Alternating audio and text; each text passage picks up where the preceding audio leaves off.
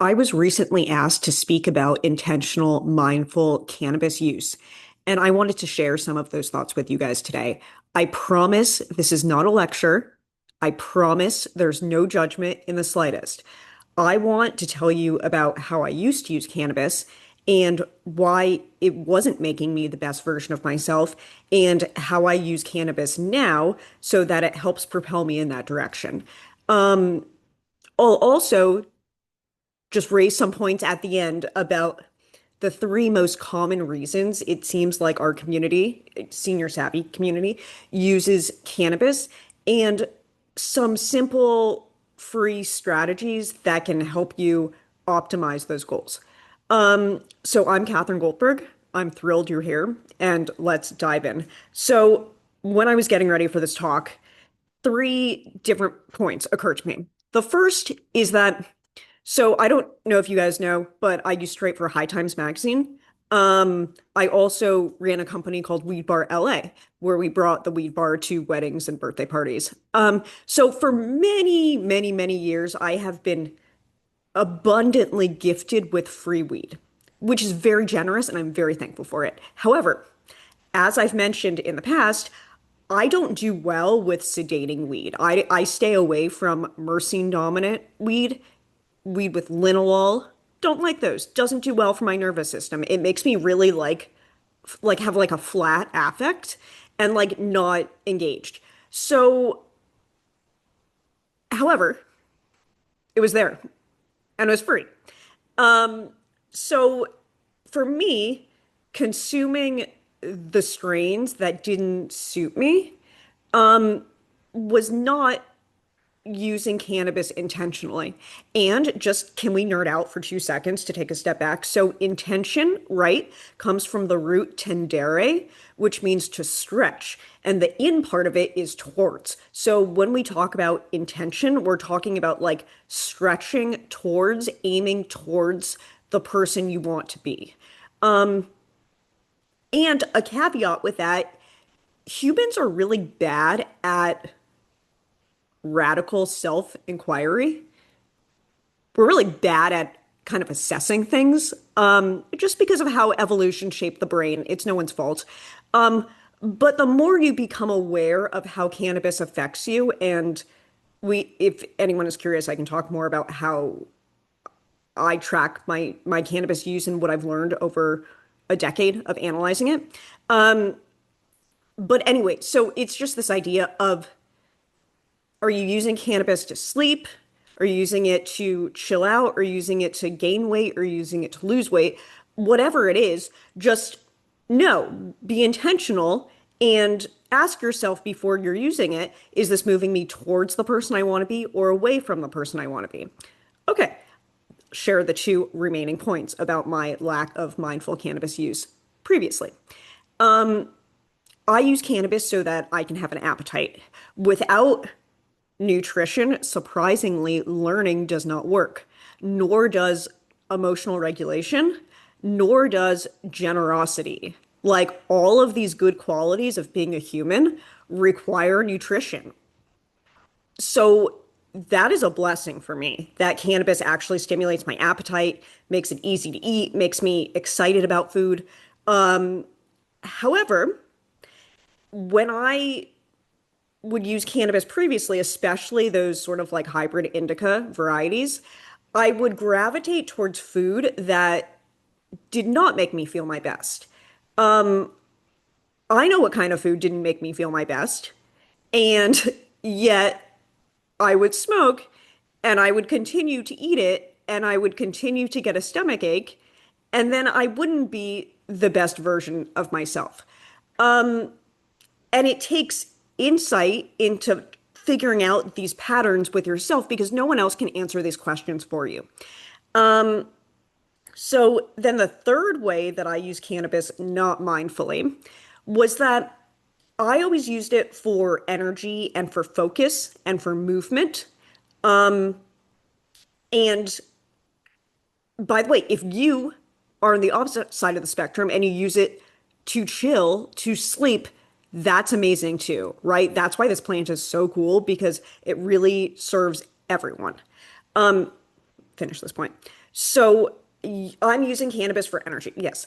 However, and I didn't know this until recently, to be perfectly honest, but I didn't realize that when I like joints, when I smoke joints, two things were happening.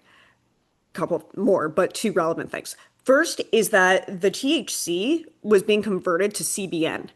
That's the sedating version of THC. So right off the bat, like that doesn't serve me. And then the second part is that when you're smoking a joint, the terpenes most associated with energizing effects, terpinolene, pinene, limonene, those are the most volatile. So those are the first to go with the heat. So even though I was buying sativas in the store, and maybe the genetics were leaning towards the sativa side, maybe not.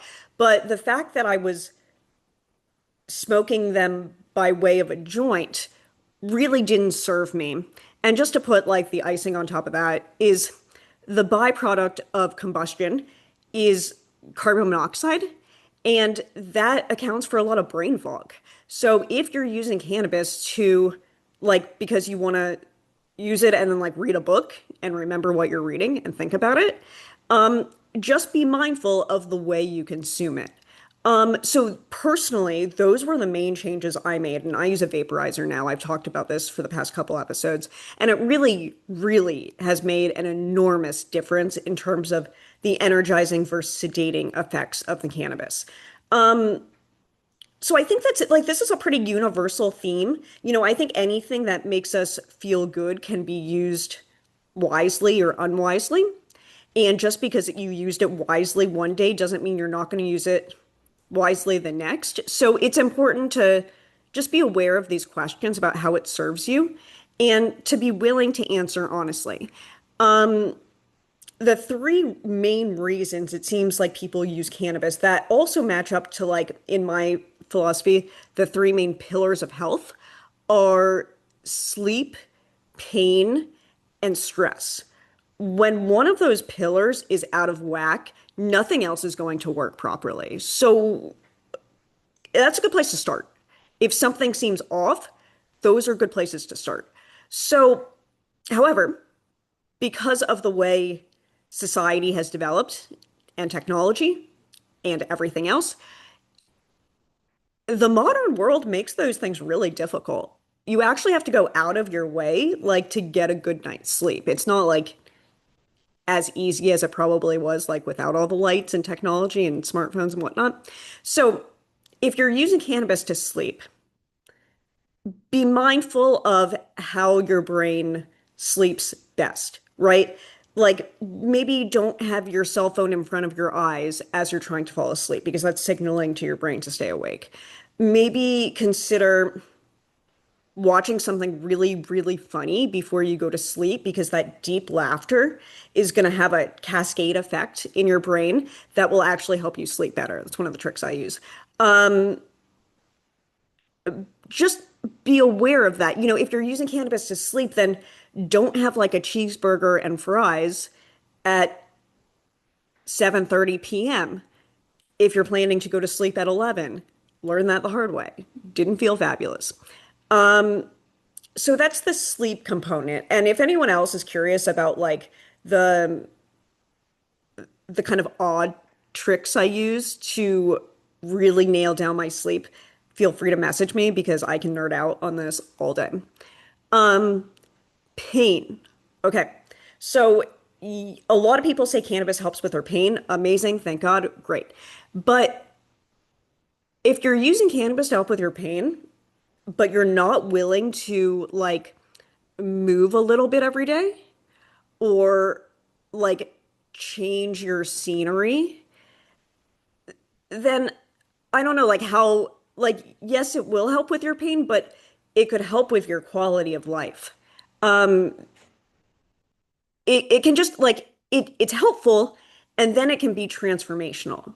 So it's sort of just using cannabis as a catalyst to allow all these other things to be a little bit easier to reduce the friction, right? Because like if you're in pain, you're like, I don't want to move. But let's say you use cannabis and you're like, oh, you know what? Let's try something new. I'm going to walk around the block. It's kind of a nice experience. And then you end up, saying hi to people. And if we can use cannabis to fight loneliness and isolation, that's amazing. Um, cool. Third point, I'll end on this because everyone is stressed out. If you're using cannabis for stress, yet, and this is going to be a radical statement, so please just let me preface it with that. If you disagree, it's okay. We can coexist.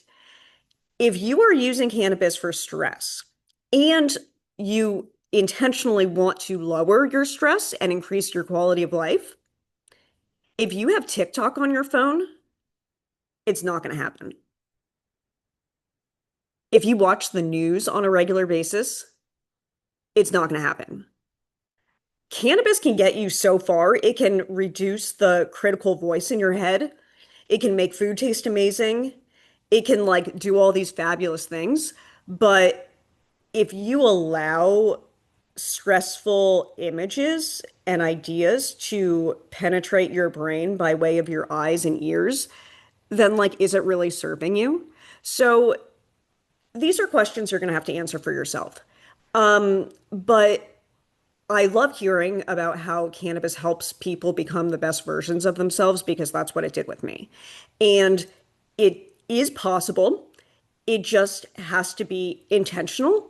And you have to work backwards. You have to say, where do I want to end up? What's the best possible scenario? And then work backwards and see what types of cannabis or products could work best for that goal. So I hope this makes sense. I hope this is kind of a universal message, especially as cannabis use becomes more, like, I mean, everyone's using it, right? Like everyone. Um, so these are just important questions for anything that can be overdone or used unwisely. So thanks for joining me, and we'll be back next week.